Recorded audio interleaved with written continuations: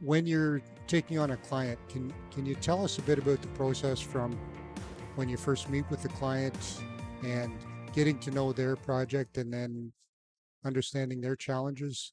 Uh, I'm sure every client is different, but maybe you can share with us an example of a group that you've dealt with.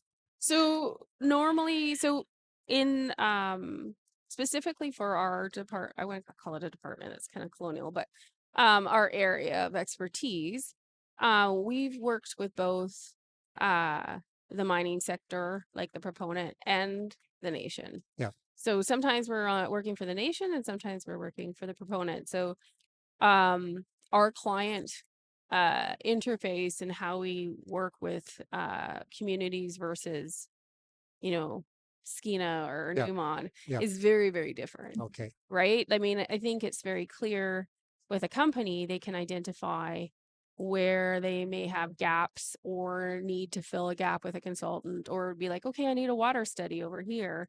And so they can kind of path that piece out, and that's a different part of the relationship building.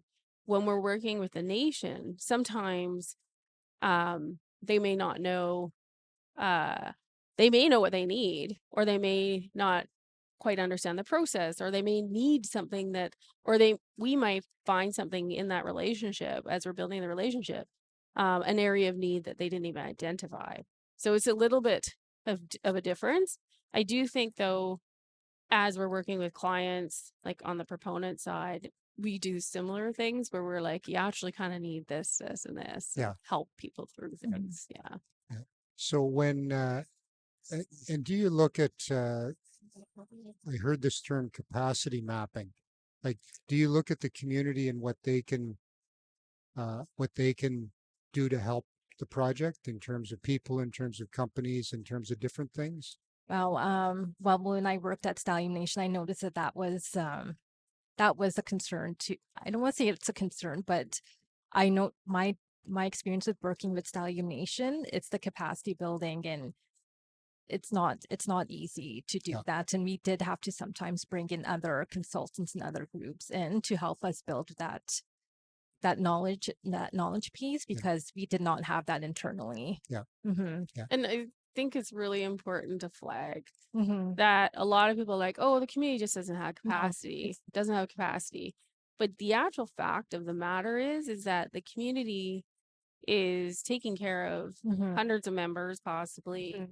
managing day-to-day deaths, life, Mm-hmm. births, just everything like that. And then somebody's coming to them and saying, come participate, or you Mm-hmm. need to review this yeah, document. And there's so much going on Mm-hmm. in a community that um there's just not enough time. yeah. No. Yeah. Mm-hmm. So, so people would draft up an impact benefit agreement or some type of Mm-hmm. arrangement, and then later on say, well, yeah, we gave you the opportunity, but And I also find sometimes the timelines are not realistic as well.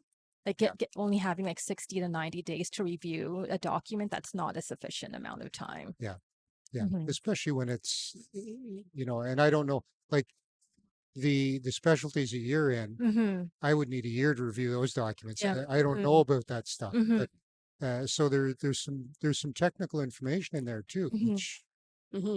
which a lot of communities don't have the They don't expertise have to to. say, is this good or not? Mm-hmm. The other thing too is, um, the proponent has money, maybe has an agreement to like actually fund some supported Hmm. position, Yeah, but overall, most nations are underfunded, yeah, especially in the natural resource sector. Like it's just not a funded part of uh, a nation. yeah. No, establishing either training or the Mm-hmm. capital to start a company to do something, all those things Mm-hmm. require time, like They you said, take Alan, time. Yeah. but also money. Mm-hmm. Yeah. Right?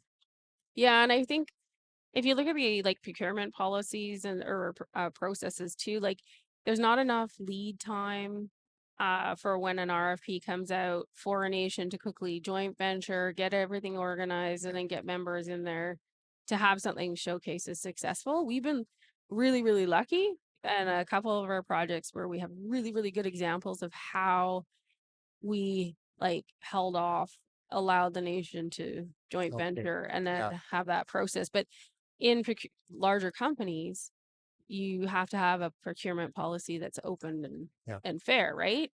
Where sometimes that gets lost. Like if a nation joins up with one company that doesn't get it, then how does that work, right?